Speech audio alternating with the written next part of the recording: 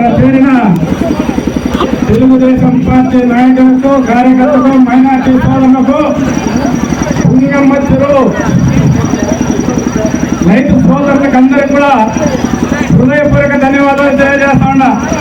ఎందుకంటే గత 20 సంవత్సరాలుగా పుంగమ్మ చెరువు ఈ సీజన్లో ఫిబ్రవరి మార్చిలో మీ జీవితంలో ఎప్పుడన్నా నీళ్లు చూసారా అని మేము ఇక్కడ రైతు సోదరులు.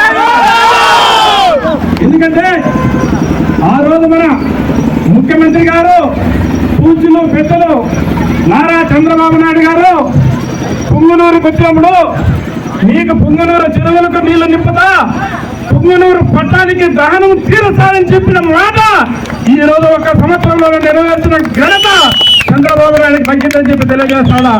సోదరారా, మీరు అన్ని ఆలోచించాలా.